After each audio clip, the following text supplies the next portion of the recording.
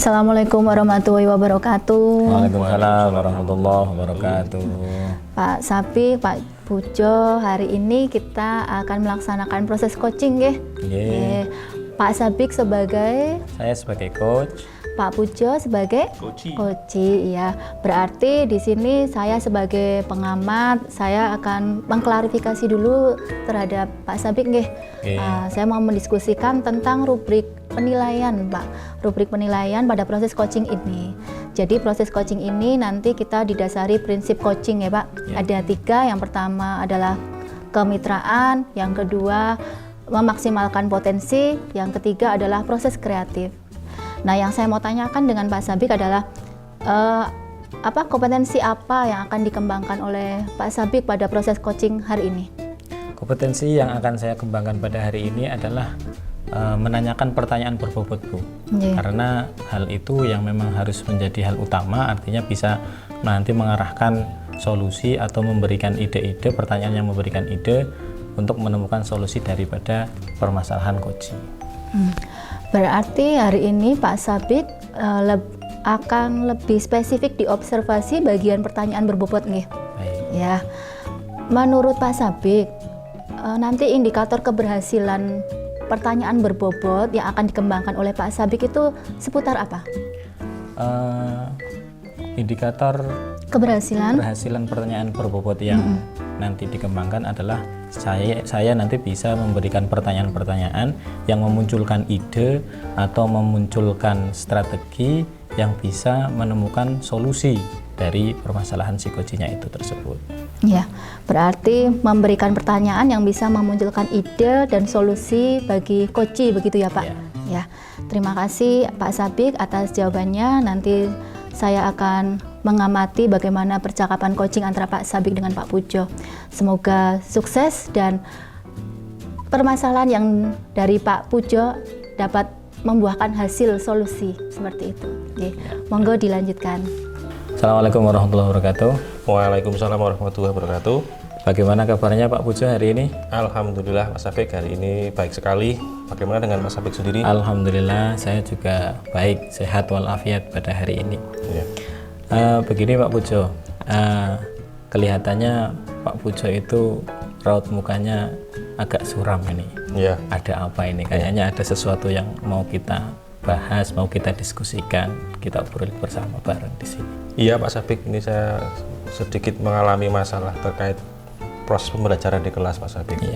Jadi nanti saya mau minta bantuannya dari Pak Sabik untuk bersama-sama menemukan solusi dari permasalahan saya ketika pembelajaran di kelas. Iya, berarti proses pembelajaran ya? Ya, baiklah Pak Pujo. Ngobrol kita tidak lama, sekitar antara 10-15 menit ini Pak Pujo. Jadi dari obrolan kita nanti, apa yang menjadi harapan Pak Pujo? Harapannya nanti melalui coaching ini saya bisa menerapkan solusi kepada murid-murid sehingga bisa melaksanakan pembelajaran yang lebih baik lagi untuk saya maupun untuk murid juga. Ya, berarti inti dari percakapan kita hari ini menemukan solusi dari permasalahan proses pembelajarannya Pak Pujo ya? Ya, betul Pak Sabik. Ya.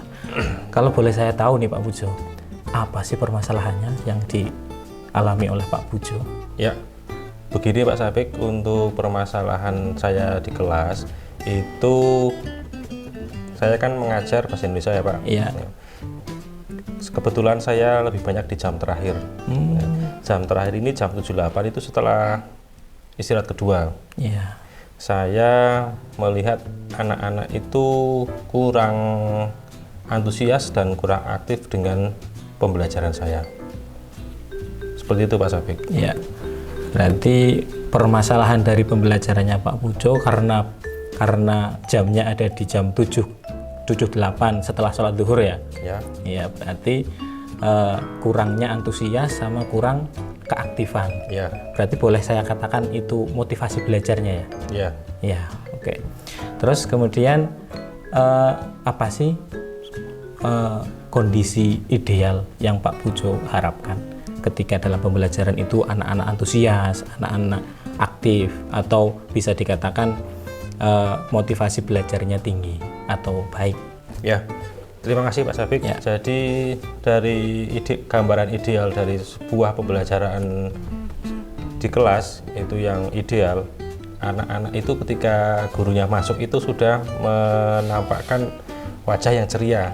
Seperti penanti kedatangan guru. Ceria. Ya. Senyum-senyum gitu ya Pak? Iya, senyum, ada gurunya juga menyapa. Terus yang kedua, ketika mulai proses pembelajaran, itu anak menyimak atau memperhatikan apa yang disampaikan guru itu dengan cermat. Ya. Terus ada juga yaitu yang ketiga, ada umpan balik atau respon dari anak. Ketika terkait materi yang sudah disampaikan, anak ini bisa memberikan masukan atau respon kepada gurunya, sehingga terjadi sebuah hubungan yang positif, Pak Sabik. Ya. Oke, baik sekali apa yang sudah disampaikan Pak Pujo. Proses pembelajaran yang diharapkan Pak Pujo ada 3 indikatornya ya tadi. Ya. Kalau boleh saya ceritakan kembali, yaitu yang pertama ceria anaknya, gembira, bahagia. Ya. Kemudian ketika dalam proses pembelajaran menyimak, kemudian cermat, apa yang disampaikan Bapak Ibu guru atau yang disampaikan oleh Pak Pujo itu bisa tertangkap. Dan yang terakhir indikator dari menyimak itu adalah anak bisa memberikan umpan balik, memberikan respon. Benar. Nah, kalau boleh saya tahu Pak Pujo, kondisinya sekarang itu bagaimana? Jadi gini Pak, setelah saya mengamati dan mengidentifikasi dari peristiwa tersebut, kenapa kok anak kurang aktif atau kurang respon dalam pembelajaran saya ketika di jam pelajaran terakhir, itu saya bertanya kepada beberapa anak karena beberapa faktor. Yang pertama adalah anak itu sudah capek atau lelah karena di jam-jam terakhir capek. Yang kedua itu setelah pelajaran olahraga Pak.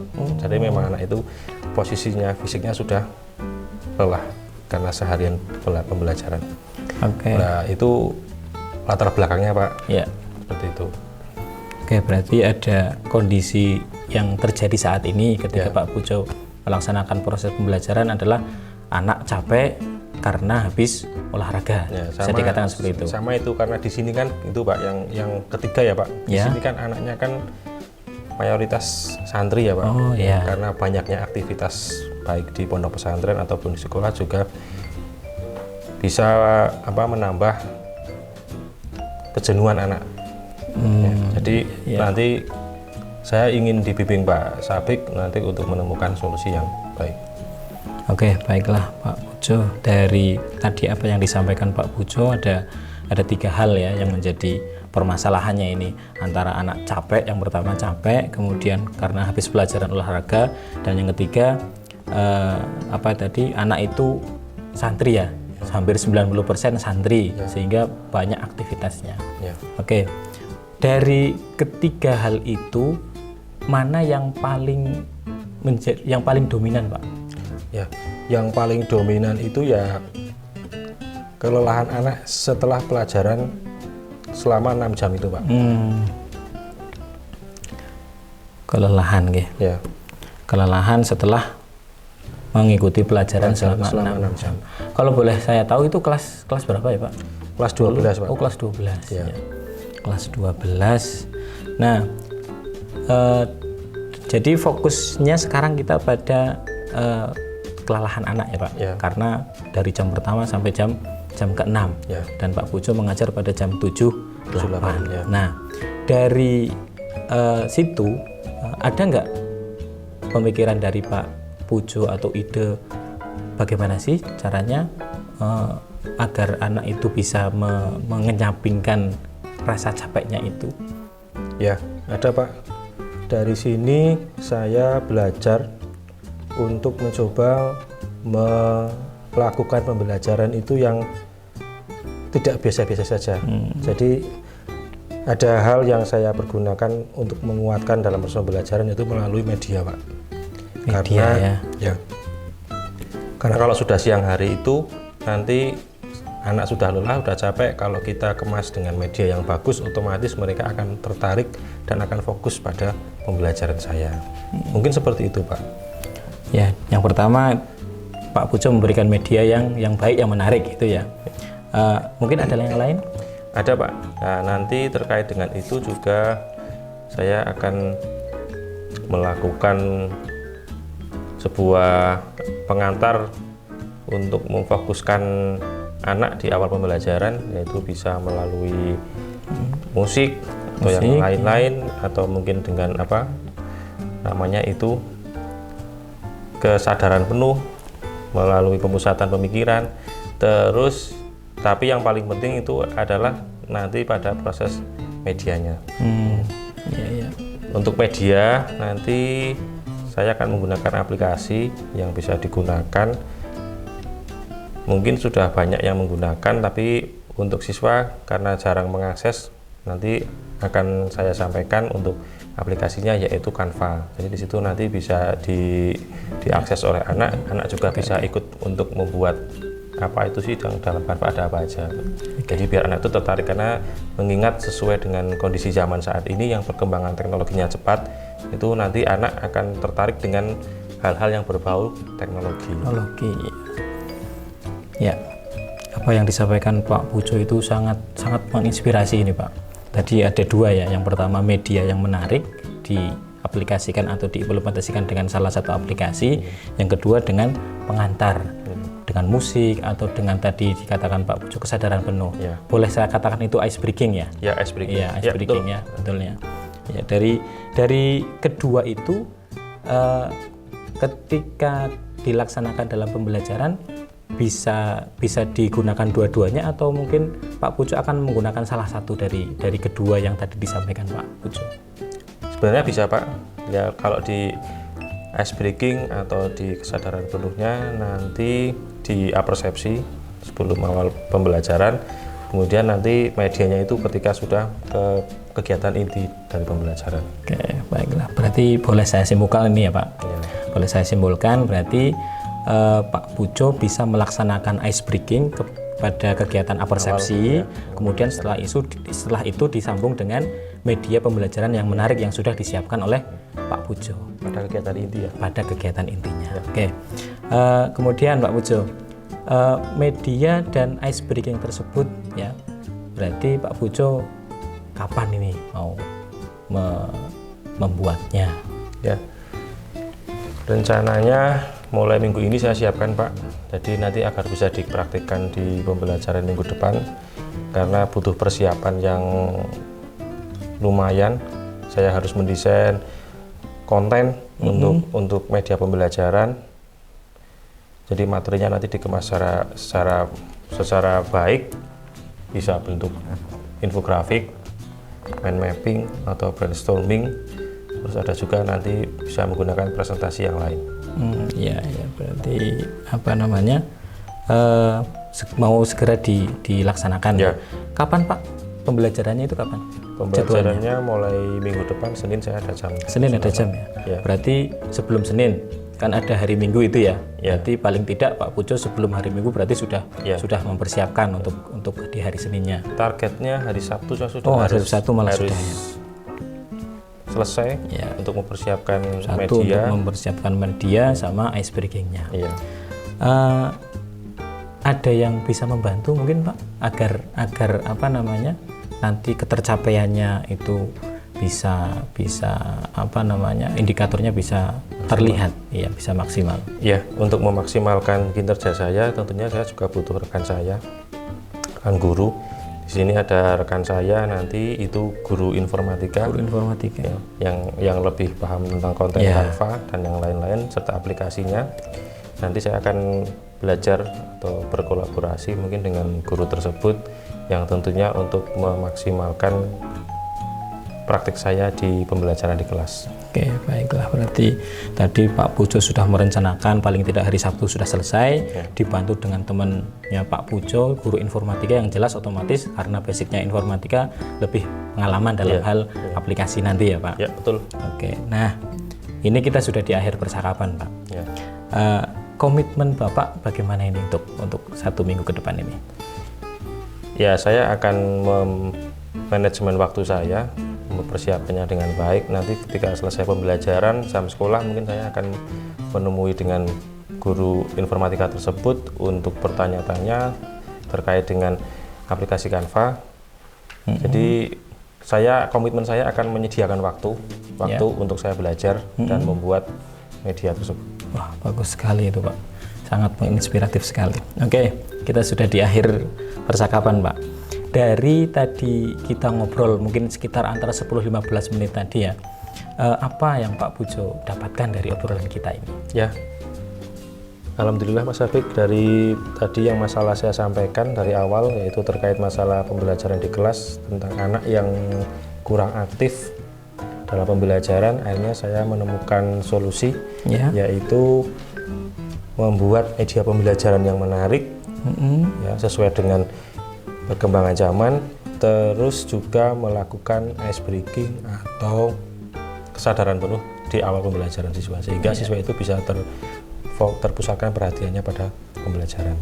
Ya, baiklah, saya jadi penasaran ini Pak Pujo, bagaimana hasilnya setelah Pak Pujo nanti mengimplementasikan media pembelajaran yang menarik yang sudah dibuat Pak Pujo sama ice breakingnya. Ya, kayaknya hasilnya sangat menarik ini. Saya ingin dengar ceritanya minggu depan, Pak. Ya, siap. Nanti minggu depan setelah saya mempraktekkan itu di kelas, nanti saya akan menghubungi Pak Sabik lagi untuk menyampaikan hasil praktik saya di kelas. Tentunya nanti ada perubahan yang signifikan untuk mereka anak-anak. Ya, insya Allah nanti kayaknya akan ada perubahan baik ya Pak, karena ada hal-hal yang ditambahkan. Terima kasih sekali Pak Pujo sudah hadir di sini, dan mohon maaf mungkin nanti tadi ada mungkin beberapa kata yang mungkin kurang pas di hati, ya itu hanya sekedar obrolan kita yang insya Allah bisa bermanfaat bagi kita. Ya, terima kasih Pak Sabik sudah dibantu untuk menggali potensi sehingga bisa menemukan solusi dari masalah yang saya hadapi. Sama-sama. Selamat pagi. Ya, sampai jumpa juga Pak Sabik. Sampai jumpa. Bagaimana ini Pak Pujo dan Pak Sabik sudah coaching bersama? Sudah. Alhamdulillah sudah selesai tadi. Bagaimana perasaannya Pak Sabik sebagai coach? Saya merasa senang ya, karena bisa membantu Pak Pujo menemukan solusi untuk permasalahan proses pembelajaran di jam terakhirnya tadi, Bu. Oh, alhamdulillah ya, Pak Pujo. Pak Pujo sudah memunculkan idenya sendiri, memunculkan solusinya sendiri untuk pembelajarannya. Oh, berarti tadi yang sudah Pak Sabik laksanakan pada saat coaching terkait dengan pertanyaan berbobot apa saja tadi, Pak? Tadi yang saya tanyakan dalam pertanyaan berbobot ya terkait apa yang harus dilakukan untuk menyelesaikan permasalahan tadi, yaitu kecapean karena jam terakhir, dan kemudian Pak Pujo menyampaikan ada media pembelajaran yang menarik, dan kemudian saya tanyakan komitmennya seperti apa, dan akhirnya Pak Pujo bisa memunculkan idenya sendiri.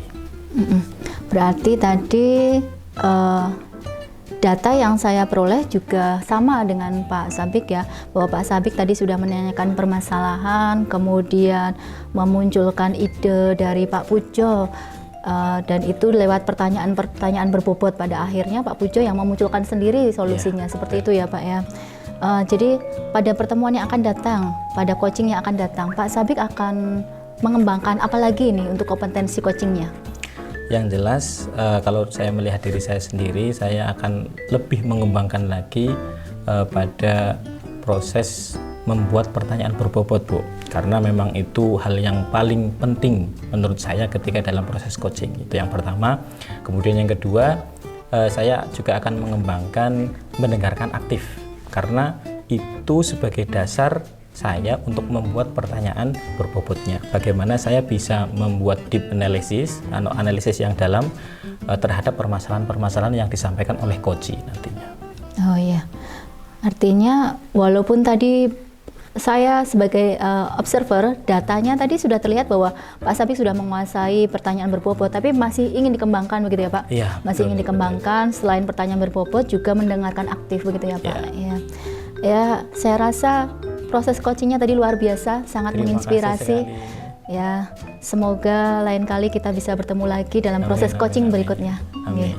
Terima kasih Pak Pujo, terima kasih Pak Sabik. Terima kasih juga Bu Esti atas panduannya. Assalamualaikum warahmatullahi wabarakatuh. Waalaikumsalam warahmatullahi wabarakatuh.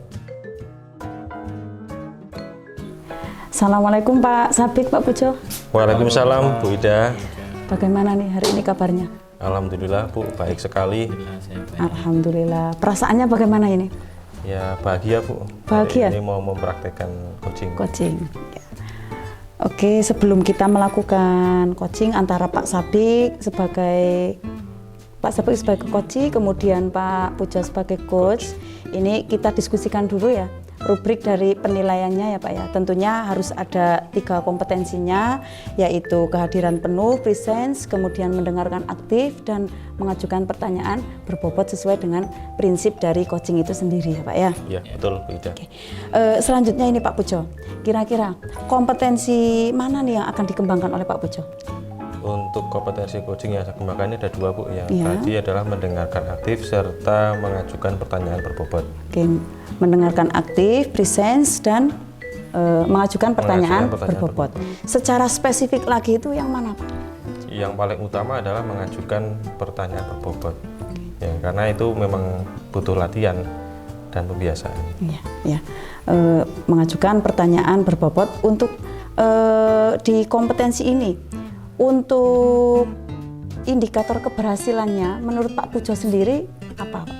Ya, indikator keberhasilan ketika kita mengajukan pertanyaan berbobot adalah nanti si coach ini bisa menggali potensi, kemudian dia juga bisa menemukan solusi dari masalah yang dihadapi. Ya, berarti menggali dari potensi dari coach serta permasalahan yang dihadapi, solusinya nggih Pak? Ya, betul Bu Ida. Oke, silahkan untuk Pak Pujo dan Pak Sabik untuk melakukan coaching. Terima kasih. Sekian. Ya, terima kasih Bu Ida. Ya. Ya, selamat pagi Pak Sabik. Selamat pagi Pak Pujo. Gimana kabarnya hari ini? Alhamdulillah baik. Ya, Pak Sabik, ini kayaknya kita sudah lama nggak ketemu ya? Ya, ini kita sudah lama nggak ketemu, sekitar hampir 1 bulan Pak kita nggak ketemu. Ya, ini hari ini tumben ini Pak Sabik kesini, ada yang mau disampaikan mungkin? Iya Pak, ini saya pengen ketemu sama Pak Pujo itu, saya ingin bercerita, saya itu punya sesuatu yang perlu diceritakan sama Pak Pujo terkait hasil evaluasi pembelajaran di kelas saya. Iya, ya Pak Sabik, ini kebetulan hari ini kita ada waktu luang, nanti kita bersama melaksanakan coaching ya. Apa yang bisa digali dari Pak Sabik untuk menemukan solusi dari masalah yang dihadapi.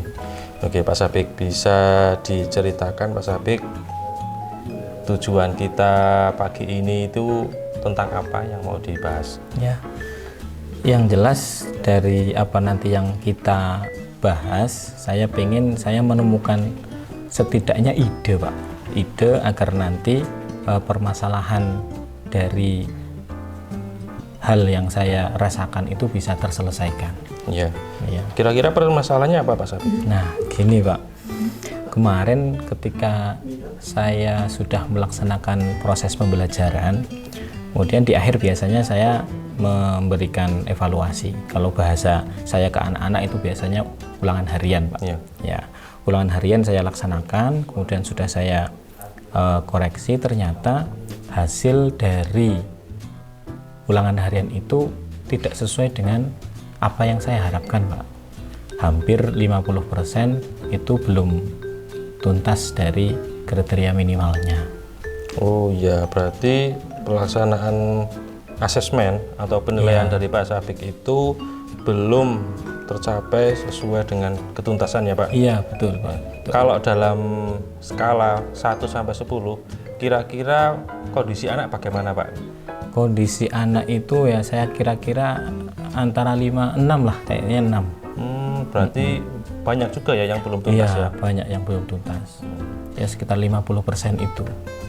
Kemudian dari hal itu Pak Sabik sudah mengidentifikasi apa saja terkait dengan kendala anak, kenapa kok tidak sesuai dengan target dalam melaksanakan asesmen? Ya, dari apa yang saya analisa dari hasil yang pertama ya Pak, yang pertama saya analisa dari hasilnya, itu kemungkinan anak yang pertama belum begitu memahami materi atau hal yang saya sampaikan pada proses pembelajaran, itu yang pertama. Kemudian yang kedua, mungkin karena mereka kekurangan dalam mendapatkan kosakata, karena saya kan pelajarannya bahasa Inggris, sehingga membutuhkan kosakata yang lumayan bagi anak. Ya. Baik Pak Sabik, ini sudah ada beberapa latar belakang kenapa kok anak tidak sesuai dengan tercapaian ketika melaksanakan penilaian. Ada kendala lagi nggak Pak Sabik? Saya kira itu sih, sejauh analisis saya. Yang pertama yaitu tadi karena mungkin kurang pahamnya anak. Ya. Yang kedua karena kurangnya vocabnya anak. Ya. Boleh tahu Pak Sabik, ini pada anak kelas berapa atau jenjang apa? Ini saya kemarin laksanakan ulangan ini di kelas 11 TKRO 3 Pak. Ya. Kebetulan satu kelas cowok semua sih, ya. Karena teknik sih. Gitu. Dan mapelnya Pak Sabik itu? Bahasa Inggris Pak. Bahasa Inggris ya? Iya. Ya. Berikutnya, setelah Pak Sabik melakukan identifikasi, kira-kira Pak Sabik ini punya kekuatan apa atau potensi apa yang bisa dikembangkan? Saya ada beberapa sih kemarin yang sudah saya hal yang saya pikirkan. Yang pertama itu tadi karena permasalahan saya itu yang saya analisa kurangnya pemahaman. Mungkin karena proses penyampaiannya mungkin Pak. Mungkin saya kurang menarik atau mungkin kurang interaktif. Itu yang pertama. Kemudian yang kedua, saya kurang memberikan latihan-latihan atau praktik-praktik untuk meningkatkan kosakata. Ya. Baik, berarti dari diri Pak Sabik sendiri apa sih yang kekuatan apa yang bisa untuk menemukan solusi dari masalah pembelajaran di kelas itu? Kekuatan yang saya miliki untuk itu ya nanti saya akan coba mungkin membuat atau memprogram, merencanakan pembelajaran yang ada. Yang pertama untuk peningkatan kosakatanya itu metode, bisa berupa metode, bisa berupa aktivitas pembelajaran. Yang kedua membuat media pembelajaran yang menarik Pak. Berarti di sini Pak Sabik sudah punya kekuatan yaitu memahami tentang metode pembelajaran tentunya yang bervariatif. Nah, kira-kira kalau sudah seperti itu metodenya yang bagaimana atau metodenya apa sih? Kalau yang meningkatkan kosakata, meningkatkan vocabnya itu mungkin saya akan mencoba untuk menerapkan metode TPR Pak. TPR? Iya, TPR. TPR itu apa? TPR Pak? Itu Total Physical Response. Ya, Total Physical Response. Ya. Betul. Bisa diceritakan Mas? Ya.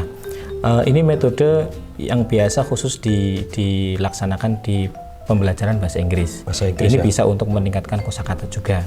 Karena dari namanya juga Total Physical Response itu berarti mengarahkan anak untuk bergerak atau melaksanakan aktivitas sesuatu. Kalau dalam konteks meningkatkan kosakata, nanti contoh misalkan kita untuk mengembangkan kosakata, saya memberikan kosakatanya, mengucapkan kosakatanya, anak yang mengartikannya menggunakan gerakan fisik. Ya, contoh misalkan stand up. Kemudian anak berdiri, mengartikannya tidak dengan itu artinya berdiri itu bukan, tapi dengan langsung berdiri. Agar nanti anak lebih tertanam dalam hati pemaknaan dari kata-kata yang saya ucapkan. Sit down. Jam, lompat, seperti itu Pak. Karena kemarin ya belum saya terapkan memang. Ya, menarik sekali Pak Sabik terkait dengan metode yang dikembangkan itu.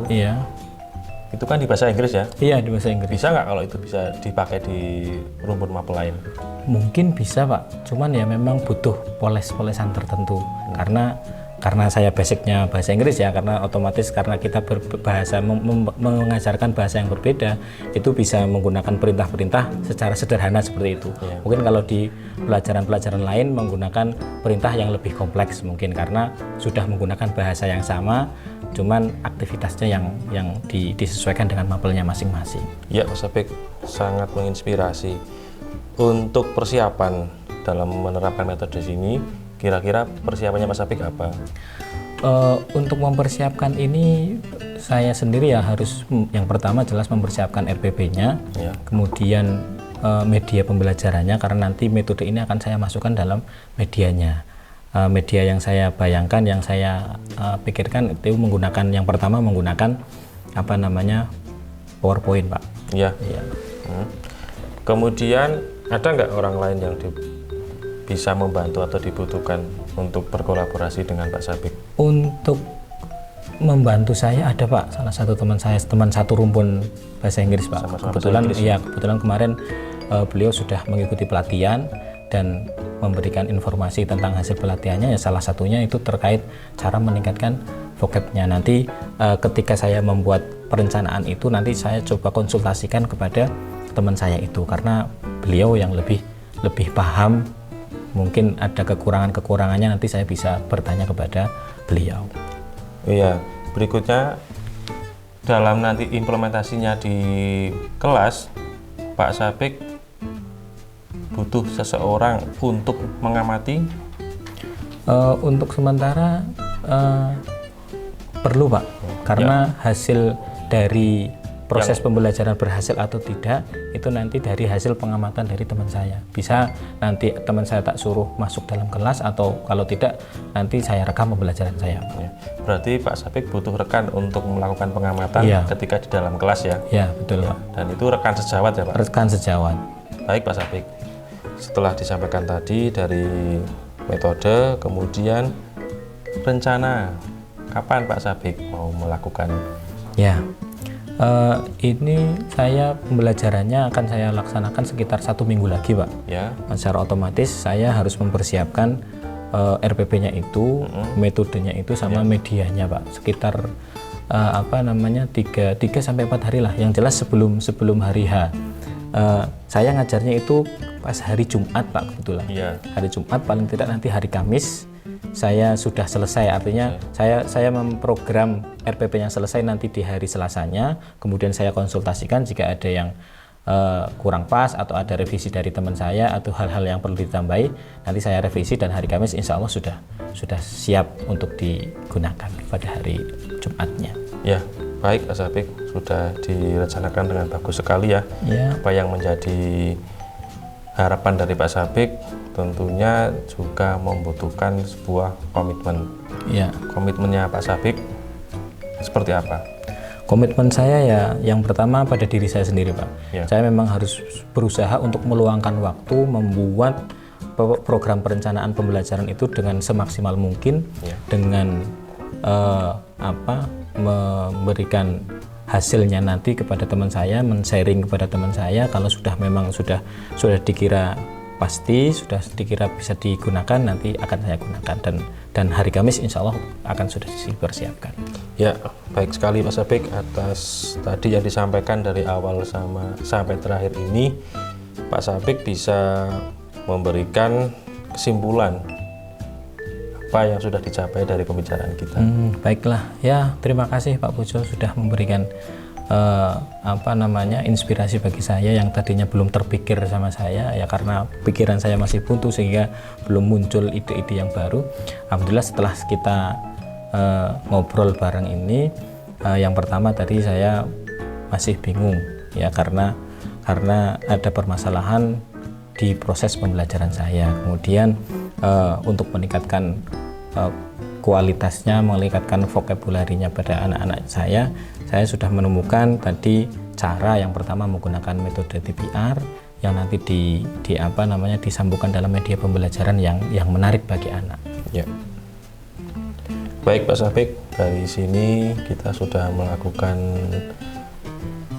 diskusi atau percakapan yang berbobot sehingga menghasilkan solusi dari apa yang dihadapi oleh Pak Sabik. Iya Pak.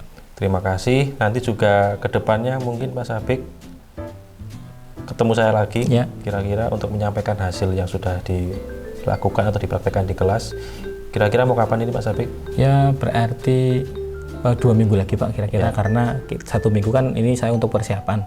Kemudian di minggu berikutnya saya melaksanakan pembelajarannya, baru minggu depan akan saya ceritakan kepada Pak Pujo nanti hasilnya seperti apa. Semoga bisa menghasilkan yang baik, anak-anak bisa paham nantinya ketika setelah mengikuti pelajaran.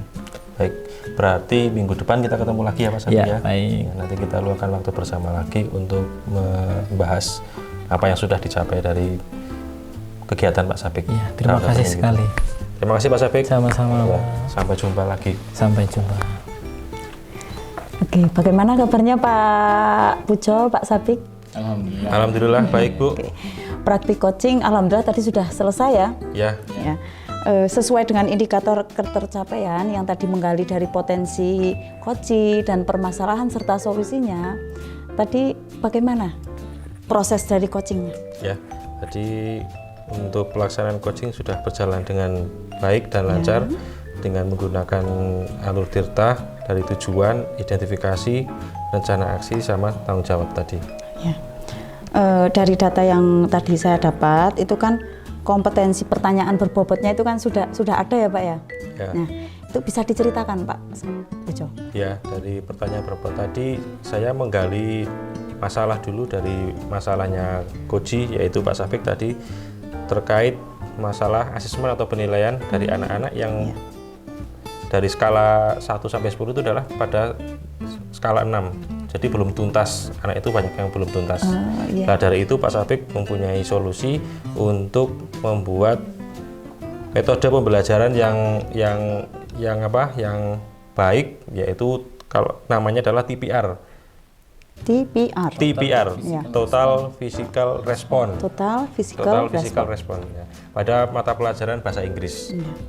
Nah, dari situ juga Pak Sabik menampilkan kerjasama dengan rekan guru, nanti akan dilibatkan dari rekan sejawat, baik dari penyusunan maupun penerapannya di kelas. Jadi ada yang memantau nanti. Ya.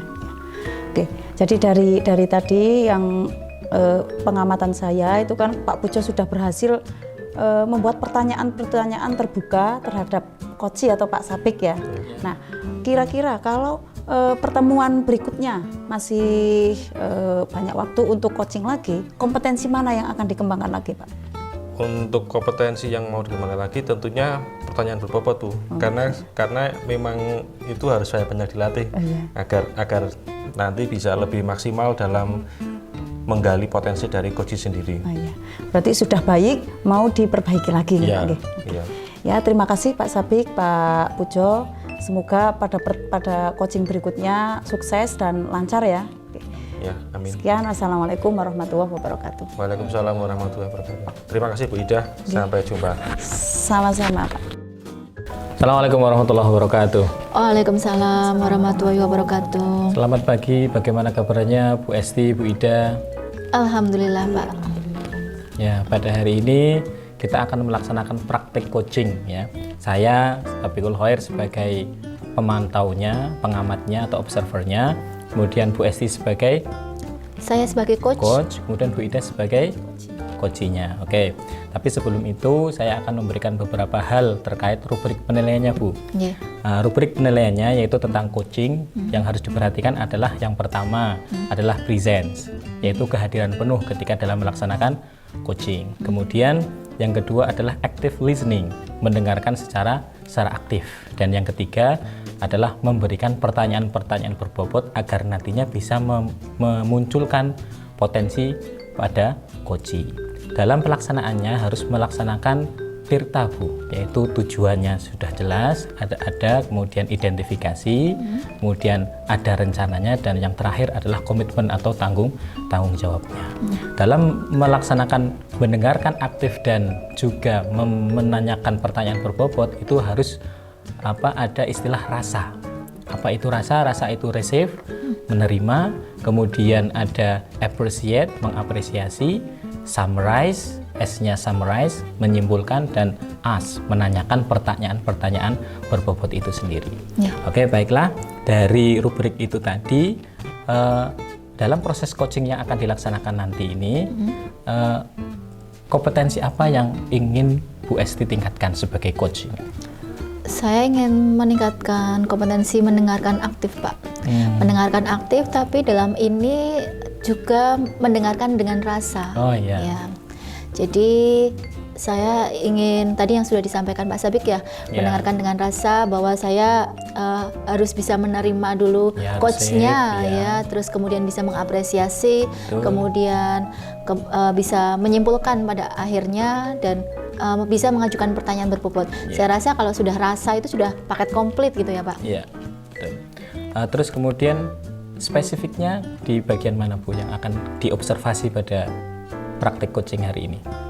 Mungkin nanti walaupun itu kesatuan gitu ya Pak, kesatuan tetap saya ini bagian mendengarkan aktif Pak, mendengarkan aktif, tapi tetap poin-poinnya itu tetap harus diperhatikan menurut saya. Dari mendengarkan aktif tadi, indikator apa yang akan didapat apabila Bu Esti nanti sudah bisa melaksanakan praktek mendengarkan secara aktif ini? Berarti nanti saya bisa menerima coachingnya Bu Ida, kemudian saya bisa mengapresiasi Bu Ida, kemudian saya bisa menyimpulkan tadi nanti yang akan diperoleh dari hasil diskusi kita, kemudian yang terakhir itu yang bertanya, mungkin di sela-sela itu berarti saya harus bisa mengajukan pertanyaan berbobot seperti itu Pak. Ya, baiklah, berarti itu yang akan dicapai oleh Bu Esti pada hari ini ya. Ya, selamat melaksanakan praktek coaching. Good luck, semoga berhasil. Silahkan. Terima kasih Pak. Assalamualaikum Bu Ida, apa kabar? Sudah lama nggak ketemu. Waalaikumsalam Bu Esti. Ini alhamdulillah baik ini Bu Esti. Ya lama sekali ya Bu ya, hampir 2 bulan ya. Iya. Apa kabar nih sekolah Bu Ida di SMK ya? SMK, ini apa kabar ini tentang sekolah? Alhamdulillah di SMK Tahasus baik Bu.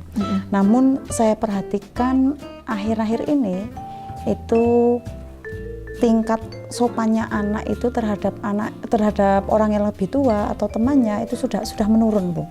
Jadi semacam ada penurunan etika sopan santun. Berarti pertemuan hari ini kita mau membahas tentang penurunan etika pada anak gitu ya Bu. Terhadap teman juga terhadap guru itu ya Bu ya.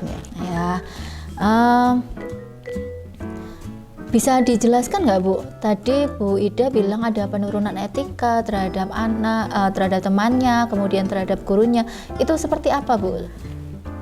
Penurunan etika ini saya perhatikan kalau di dalam pembelajaran ya Bu ya. Dalam pembelajaran itu hal yang paling sederhana, hal yang paling istilahnya dasar itu ketika anak saya panggil ketika presensi itu mereka masih menggunakan tangan kiri, itu kan hal-hal yang sangat mendasar ya Bu ya.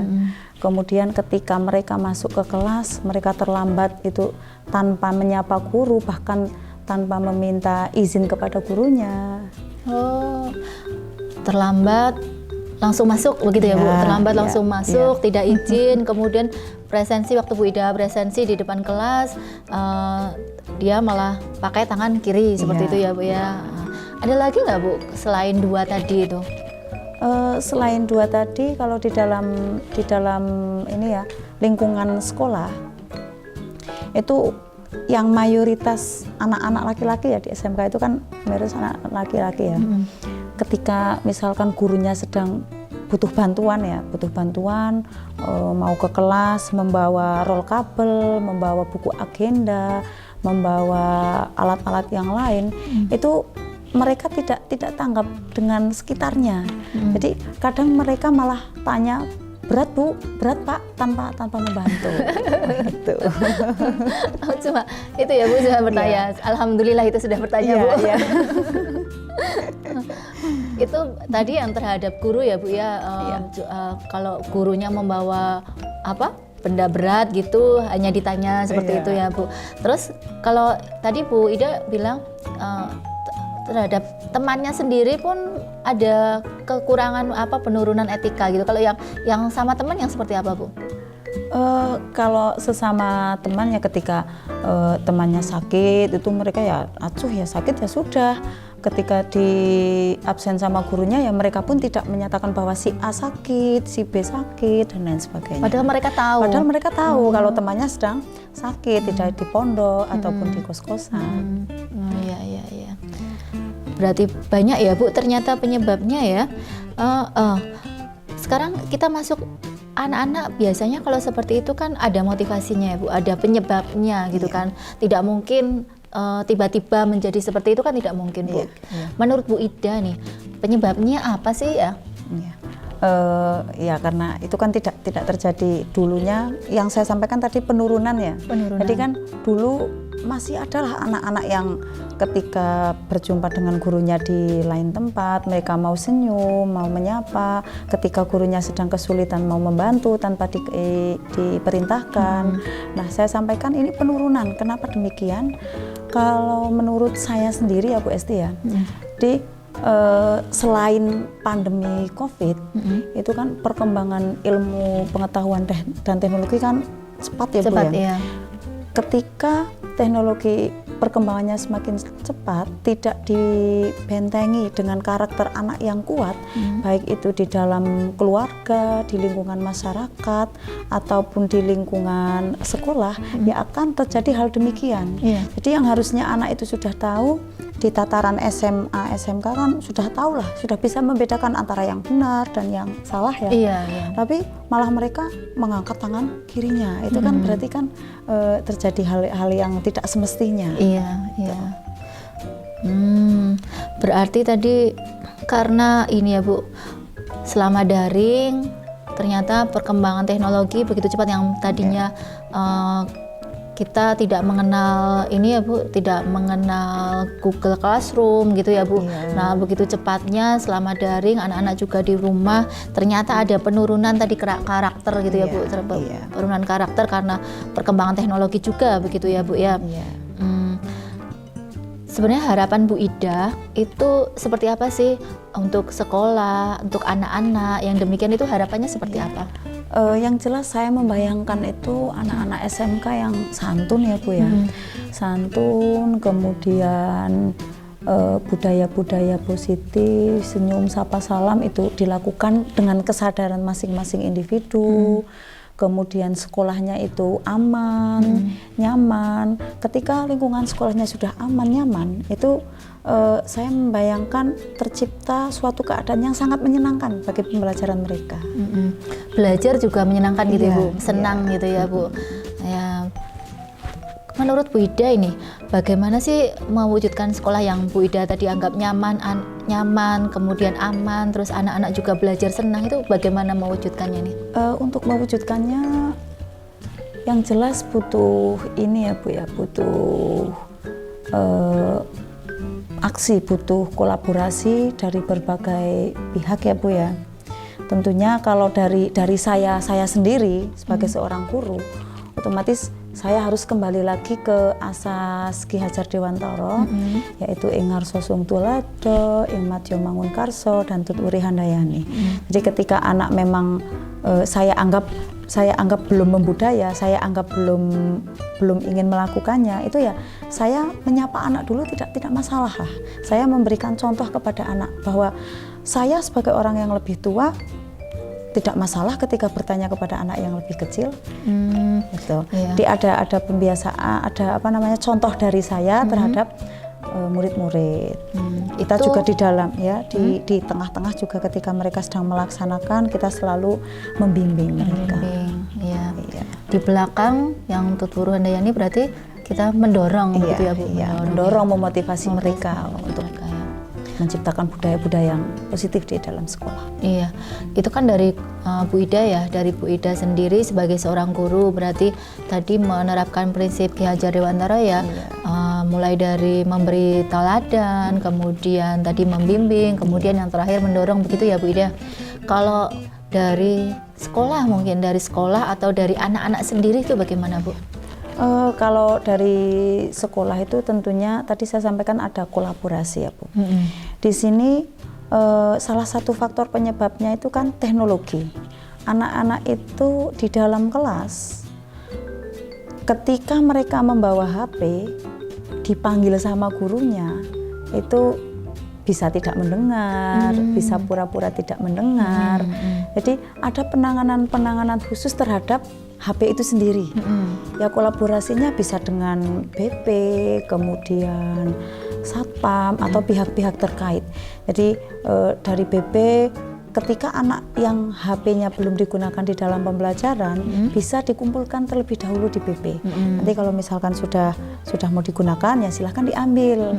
Gitu. Jadi memang digunakan sesuai dengan ya manfaatnya lah, seperti itu. Jadi bijak, kita juga mengajarkan ini ya Bu ya, bijak dalam memakai HP.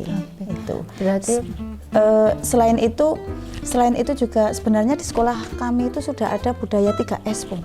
Ya, ada senyum, sapa, salam. Jadi ketika anak-anak itu mau masuk ke sekolahan, itu guru menyambut mereka di gerbang, kemudian salam, sapa dan lain sebagainya. Tapi baru sebatas di depan, Bu. Di depan. Jadi ketika anak di dalam kelas, kemudian anak pulang, itu memang belum maksimal, belum kami lakukan untuk guru menunggui anak pulang dengan senyum sapa salam, itu belum. Jadi ya menurut saya bisalah dilakukan. 3S ini tidak hanya di pagi hari, tetapi selama anak di lingkungan sekolah. Oh iya, jadi artinya kita kalau bertemu itu bisa menyapa gitu ya, Bu, menyapa Assalamualaikum Bu, Assalamualaikum Pak gitu ya, atau tadi yang walaupun cuma menyapa berat Pak gitu ya. Terus di SMK itu memang anak boleh membawa HP ya, Bu ya? Boleh, anak bisa membawa HP ketika digunakan untuk pembelajaran. Selama itu untuk pembelajaran, makanya tadi Bu Ida sampaikan harus ada kolaborasi dengan tadi satpam, dengan guru BP gitu ya. Jadi kalau tidak dipakai di pembelajaran, nanti bisa disimpankan di BP. Atau satpam seperti itu ya, Bu ya tadi ya. Sebenarnya itu sangat menginspirasi ya, Bu ya.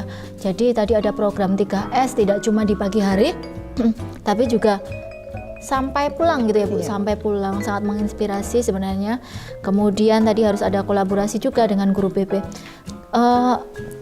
Bu Ida di sini butuh bantuan nggak? Selain dengan kolaborasi dengan guru BP, tentunya ada bantuan atau dukungan begitu nggak? Ya, yang jelas butuh sekali ya, Bu ya. Sangat-sangat butuh. Iya. Kalau hanya saya yang melakukan, itu ya bisalah tercapai, tapi kurun waktunya akan lebih lama dan tingkat ketercapaiannya juga tidak maksimal. Tapi kalau memang semua berkolaborasi antara guru yang masuk ke kelas, kemudian BP, kemudian satpam, kemudian kepala sekolah dan lainnya, itu saya yakin itu akan lebih cepat dan akan lebih maksimal, Bu. Artinya kolaborasi itu penting dilakukan karena itu bisa program ini akan berjalan maksimal gitu ya, Bu, kalau ada kolaborasi gitu ya, Bu. Kalau saya rangkum ini, Bu, artinya Bu Ida ini sebenarnya sudah punya program gitu ya, Bu. Sudah punya program tadi yang dari diri sendiri bahwa sebagai suri teladan, kemudian membimbing, mendorong, kemudian ada tadi 3S, kemudian ada kolaborasi. Sebenarnya Bu Ida ini sudah punya program ini. Nah, tinggal diwujudkan ini Bu Ida. Nah, ini rencananya mau diwujudkan kapan ini Bu Ida? Sebenarnya untuk yang saya sendiri itu sudah sering saya lakukan, Bu Esti. Jadi ketika saya masuk itu saya memberikan contoh-contoh kepada mereka. Bahkan ketika mereka kelasnya kotor, itu ya saya coba contohkan nyapu. Iya, nyapu kelas itu sudah. Tapi untuk yang kolaborasi itu memang belum saya sampaikan kepada kepala sekolah, kemudian wakil ketua dari bidang kesiswaan, kurikulum dan lain sebagainya, bahkan ke BP dan ke guru mapel itu juga belum. Iya. Ini sebenarnya programnya bagus, rencananya bagus. Ini Bu Ida ini kalau bahasa Jawanya miwiti ini mau kapan ini Bu Ida? Karena ini anak-anak sedang penilaian akhir semester ya, Bu ya. Jadi kemungkinan di kelas meeting ini saya lakukan komunikasi dengan pihak-pihak yang terkait dan actionnya itu pada semester depan. Iya.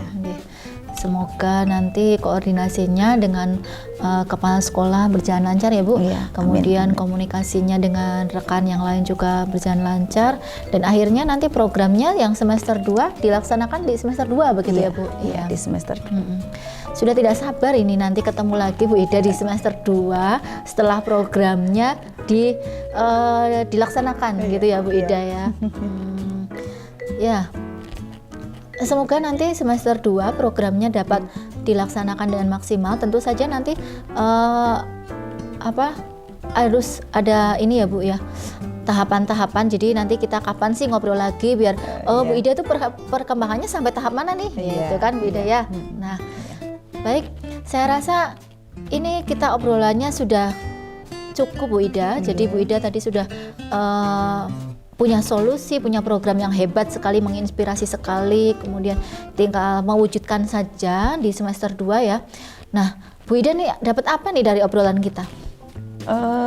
Ya banyak ya Bu Esti ya, terima kasih banyak ini, menjadi lega ini saya. Jadi ada yang memotivasi saya, ada dukungan dari Bu Esti ini.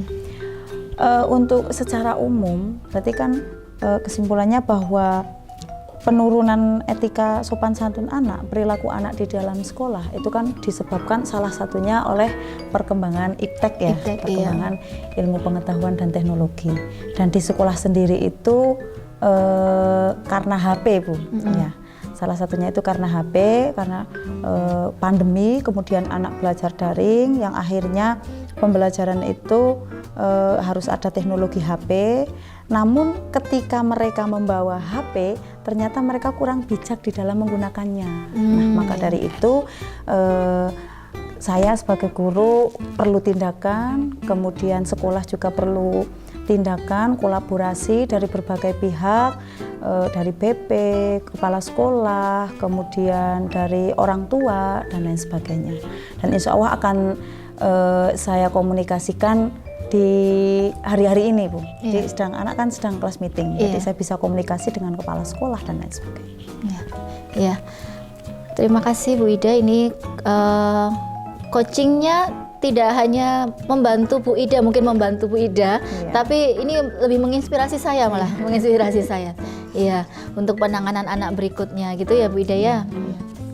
Ya, terima kasih Bu Ida atas waktunya kita coaching bersama. Iya, sama-sama Bu Esti. Sampai jumpa kembali ya Bu Esti ya. Assalamualaikum warahmatullahi wabarakatuh. Waalaikumsalam warahmatullahi wabarakatuh. Alhamdulillah, tadi coachingnya sudah selesai, praktiknya bagaimana, apa yang dirasakan oleh Bu Esti sebagai coach? Luar biasa Pak, menginspirasi, malah saya jadi coachnya itu yang terinspirasi dengan si coachingnya gitu ya. Nah, programnya yang dihasilkan dari Bu Ida ini luar biasa menginspirasi saya malah. Tapi ya saya senang di sini bisa membantu, sebenarnya mungkin bukan membantu ya, saya cuma menggali yang terjadi dengan Bu Ida apa gitu, hanya seperti itu. Ya.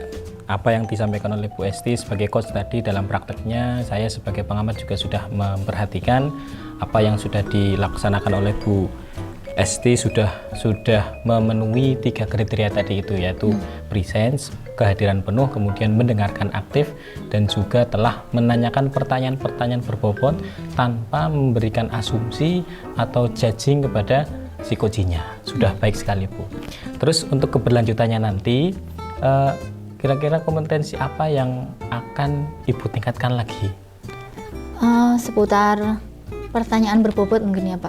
Pertanyaan berbobot. Iya. Jadi masih harus belajar lagi.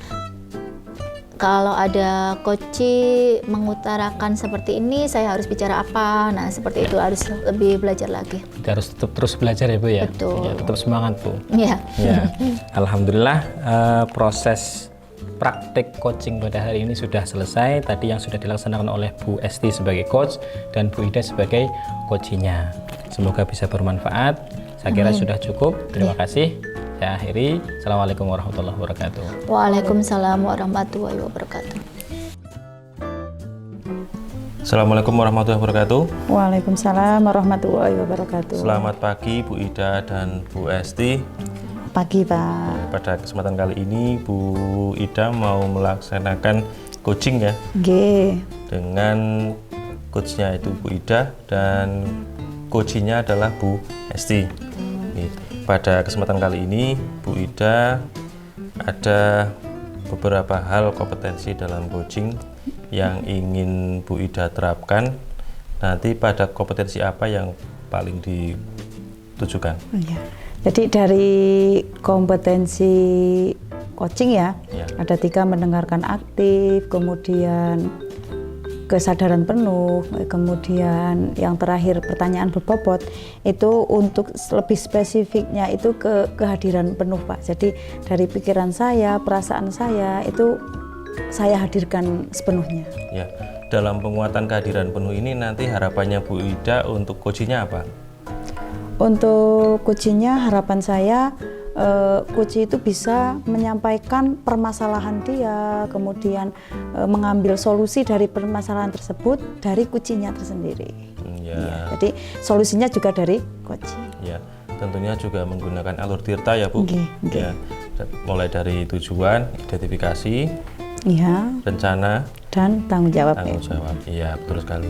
Iya, Bu Ida, Bu Esti, silakan untuk melakukan praktek coaching. Ya. Semoga nanti diberi kelancaran. Amin. Sehingga sukses menemukan solusi dari permasalahan yang dihadapi.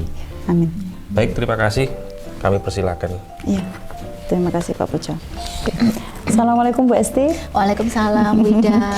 Ya, ketemu lagi ya. Gimana kabarnya hari ini? Alhamdulillah, cuma ada sedikit masalah Bu Ida. Oh iya, sedikit masalah. Masalah apa ini Bu Esti?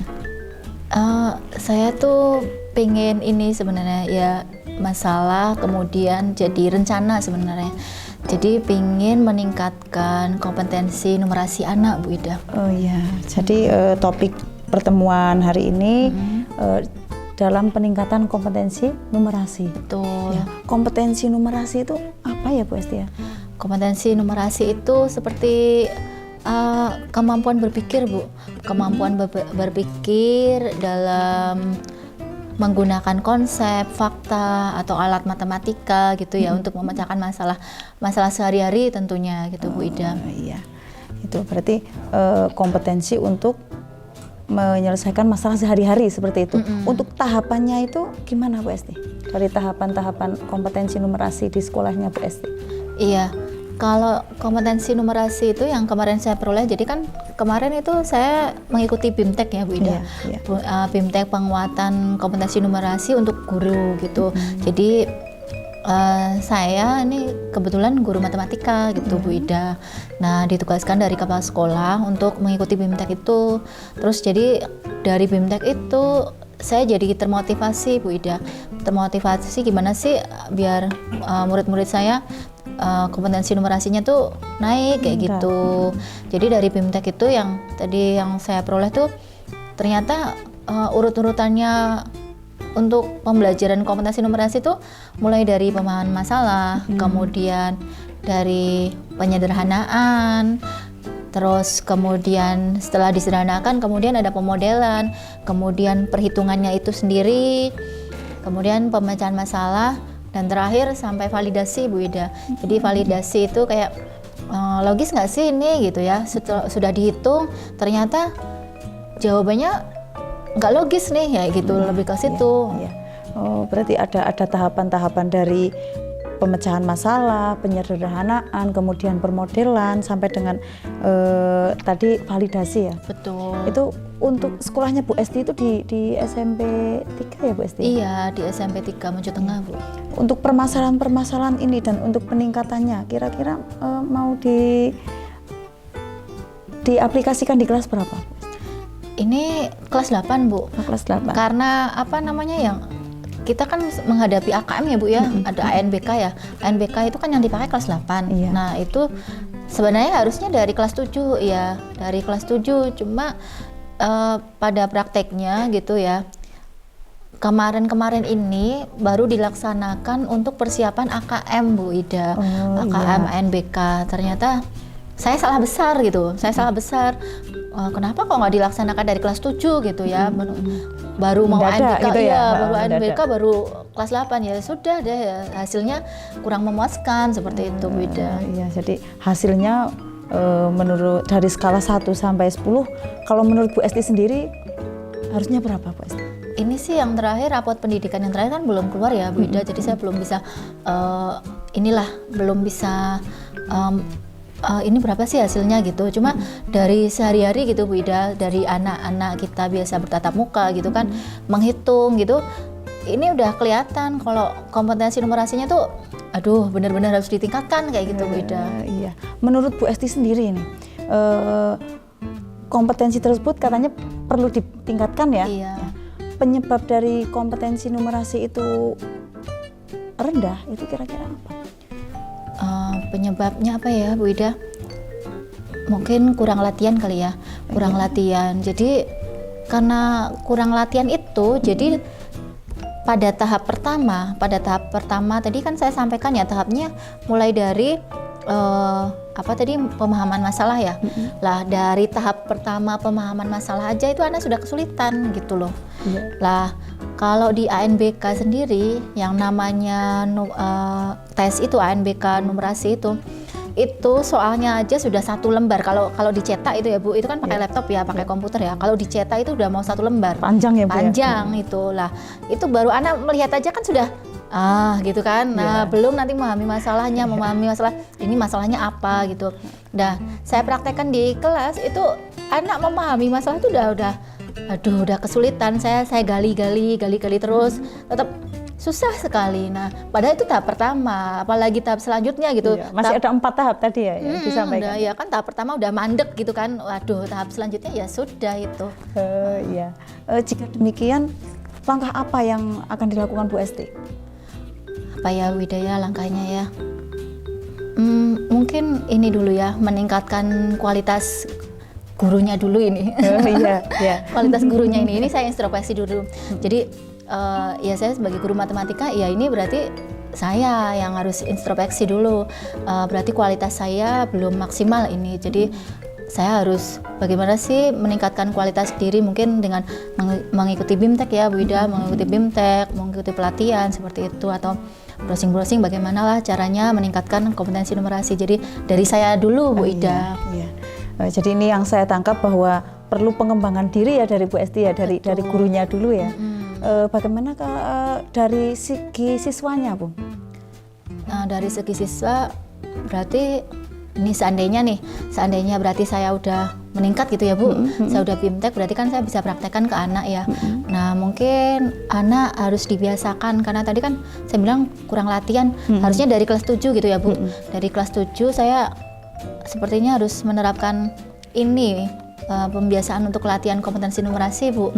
Dari paling enggak 1 bab itu ya, 1 bab atau 1 KD itu paling enggak satu soal itu harus saya berikan soal-soal itu untuk meningkatkan kompetensi numerasi.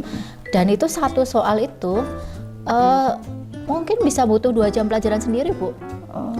Jadi sekali tatap muka itu cuma 1 soal bisa jadi gitu loh. Karena tadi perlu pemahaman yang tadi itu. Pemahaman masalah. Mungkin bisa saya nggak bisa saya langsung kasih soal yang 1 lembar gitu ya Bu. Mungkin nanti bisa saya ambilkan soal-soal yang kompleksitasnya rendah dulu ya Bu ya. Dari soal yang paling soal yang tidak terlalu rumit gitu ya.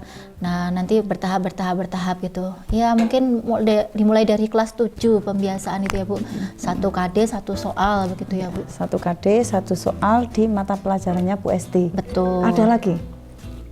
Nah ini Bu Ida, yang namanya kompetensi numerasi itu sebenarnya kan tidak cuma melibatkan matematika ya. Itu kan melibatkan kalau semua hal ya Bu. Kadang kalau ngitung uang juga pakai numerasi ya Bu ya. Ngitung uang, anak jajan juga pakai numerasi. Terus apalagi ya pokoknya semua hal itu pakai numerasi ya Bu ya. Berarti kan melibatkan semua mapel ya Bu ya. Berarti harusnya ada koordinasi Bu, ada kolaborasi dari semua mapel. Jadi semua mapel itu harusnya juga memberikan pelatihan kompetensi numerasi gitu Bu. Walaupun mungkin tidak kalau matematika kan bisa ya Bu 1 KD 1 gitu ya. Setidaknya tapi untuk mapel lain juga harusnya diterapkan. Jadi anak terbiasa dengan proses berpikirnya gitu Bu. Langkah yang mau dilakukan Bu Esti agar guru mapel yang lain itu juga menerapkan 1 KD 1 soal itu apa Bu Esti? Kalau mapel lain mungkin tidak 1 KD 1 soal ya Bu.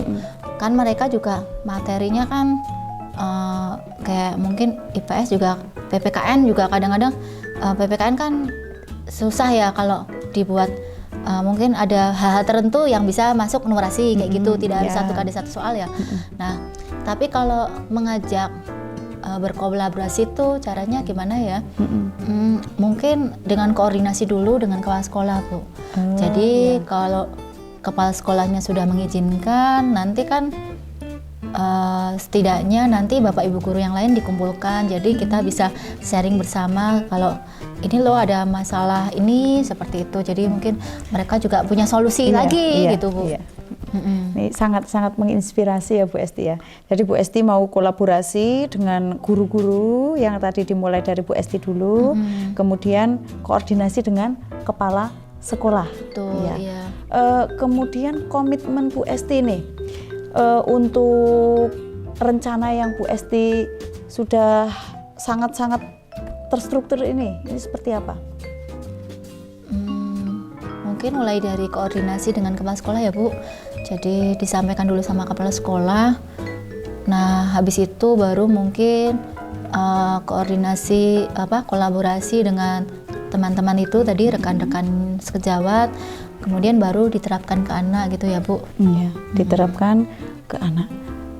Rencananya kapan, Bu Esti? Kapan ya? Insya Allah minggu ini ya, Bu. Minggu ini nanti saya koordinasi dulu dengan kepala sekolah. Nanti setelah itu baru dibicarakan bagaimana proses kelanjutannya untuk ini koordinasi dengan rekan-rekan, baru penerapannya dengan anak.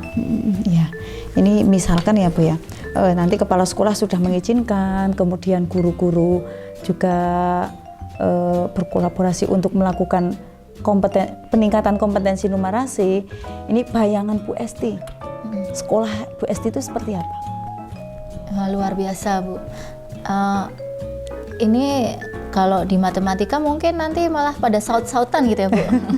Seneng nanti belajar matematika gitu. Nanti dikasih pancingan sedikit aja, nah sudah saya Bu. Nah itu udah berarti kan anak tuh bernalar kritisnya gitu ya, Bu. Berarti profil pelajar Pancasilanya dapat banget nih, gitu kan. Jadi anak sudah bisa bernalar kritis gitu. Nah, kelasnya kan jadi aktif ya, Bu ya, jadi aktif. Nah, udah seneng banget itu, Bu.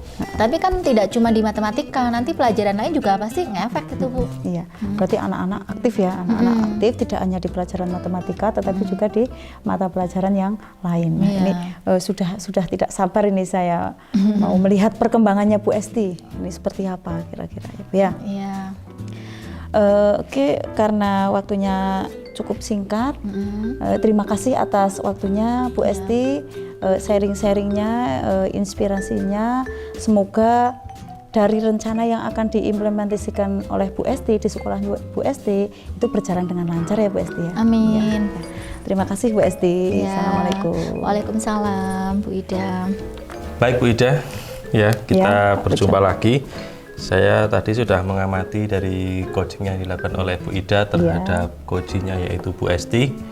Bagus sekali, sudah sesuai dengan tahapan. Terima kasih. Mas ingin menanyakan beberapa hal terkait dengan yang sudah dilakukan oleh Bu Ida sama Bu Esti tadi. Kepada Bu Ida selaku coach tadi bisa diceritakan mungkin indikator apa yang sudah tercapai dalam proses coaching tadi? Iya, sesuai dengan indikator ketercapaian itu kan saya ingin meningkatkan dari kehadiran penuh ya Pak ya. Iya. Jadi dari perasaan saya, pikiran saya itu hadir penuh dengan Koci. Jadi apa yang disampaikan oleh Koci itu bisa saya tangkap dengan saya hadir penuh terlebih dahulu Pak. Percuma nanti ketika saya mengajukan pertanyaan yang banyak, tetapi pikiran saya di mana-mana, itu bagi saya percuma. Jadi itu kehadiran. Tadi Bu Ida sudah menerapkan teknik rasa ya? Iya, dan rasa. juga sudah menggunakan alur tirta. Ya. Kemudian setelah berlatih melakukan coaching ini, apalagi kompetisi yang nanti ingin dikembangkan oleh Bu Ida? Kompetensi yang ingin saya kembangkan ke depannya itu terkait mengajukan pertanyaan yang berbobot. Ya. Ternyata itu kompetensi yang sangat sulit ya Pak ya, sangat sulit dan butuh latihan yang tidak hanya sekali dua kali. Nah, itu jadi menurut saya perlu dikembangkan. Ya, baik sekali Bu Ida dan Bu Esti. Selamat sudah melaksanakan teknik coaching dengan baik dan benar sesuai dengan tekniknya ada rasa dan sesuai dengan alurnya itu alur tirta. Untuk selanjutnya mungkin kedepannya hal ini bisa dipraktekkan dengan rekan yang lain sehingga bisa mendapatkan manfaat dari kegiatan ini. Amin. Terima kasih Bu Ida dan Bu Esti. Sampai berjumpa lagi. Assalamualaikum warahmatullahi wabarakatuh. Waalaikumsalam warahmatullahi wabarakatuh.